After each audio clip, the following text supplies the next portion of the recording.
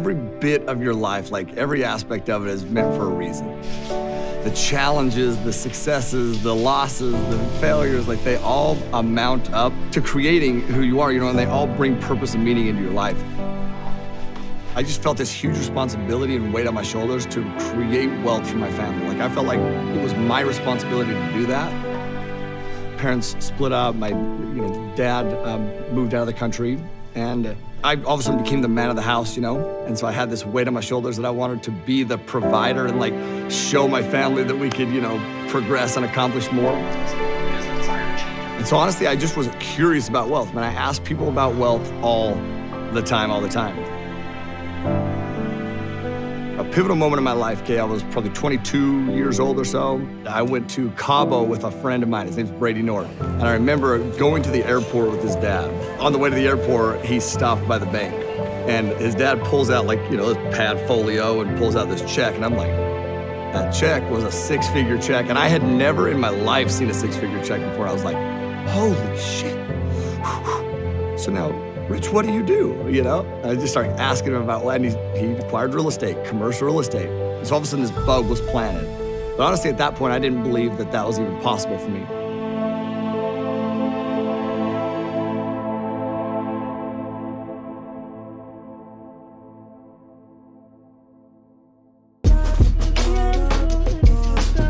So I believe that failure is being stagnant, and I believe that success is growth. And understanding that new possibilities and new growth are always there, no matter what the situation is. There's always a way past it, through it, and when you do that, that's success.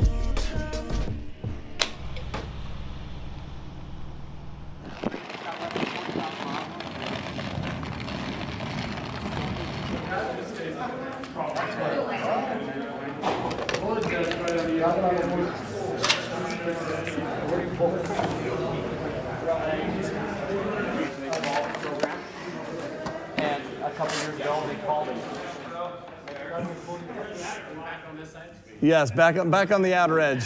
Hey, remember when I prefaced this up front? Let's bring you back in, right? It's that very subtle way to give them full autonomy on the consultation within this invisible barrier.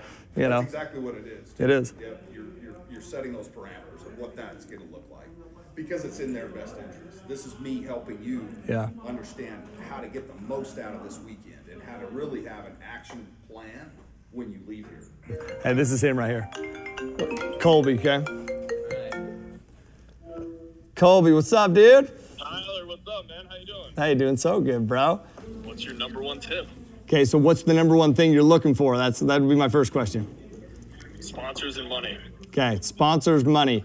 Anybody have any tips on how to attract sponsors and money at the event? Yeah, bring value to them. How do you, so Jake says bring value to them. How do you identify bringing value? How do you identify what's valuable to them? Find out what they want. What they're Like literally, where are you investing? What kind of deals do you sponsor? What do you look for in an operating partner? Somebody who's bringing you a deal to spot. Literally, just you're grilling them with questions and weaponized with information. That's the best thing to ask a sponsor. Dude, I just listened to your podcast on networking this morning, actually, on the way back from the gym before I got ready to come down here.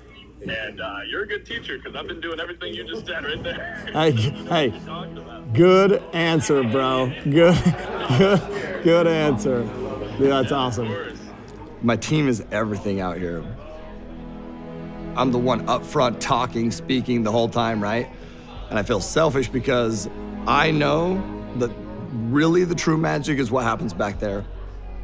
Do they deal with all sorts of personalities and all sorts of different situations? And some situations are tough, like meaning my team is so patient and so loving and just so dedicated to helping them, Every single Saturday night we sit down as a team and we have a team meeting. They're developing game plans. My team is what makes this happen. That's just a fact. They are the ones who provide massive value to the group. Our motto is positivity, love, service, and value, and they are the epitome of providing value. From a young age, I've always wanted to do things for other people, man. I did single family, and then 2008 hit and had to, redo things in my life. A couple years later, I went through a divorce. Financially, I lost everything. Didn't have anything in my account anymore, had to start all over. And it was tough. After that, man, I ran back into Tyler, hadn't seen him for a long time, and he really fixed the mindset of me. The team is great. What Tyler's created, has been awesome. The vision that he had. You create teams and you can close more deals and more deals and more deals, right? We were able to do a lot last year because of teams that we've created. I'll tell you what ultimately led me to real estate. I believe it was my definite major purpose. Time with family, time to be able to do the things I wanted to do, time to provide. Real estate, the multifamily space, will never just be about money for me. My mom is just trying to do everything she can to make sure that we don't skip a beat as a family, In the most darkest, deepest, loneliest spot of her life, my mom taught me one of the most, impactful, successful principles ever. When you're in this deep, dark fear, you're feeling this debilitating fear, your job is to take steps to make sure that you conquer that fear. She said, when I couldn't do it for myself, I did it for you kids, My mom is my hero, I love her. And my mom has never she's never seen a presentation that I've ever done. But she's here this weekend.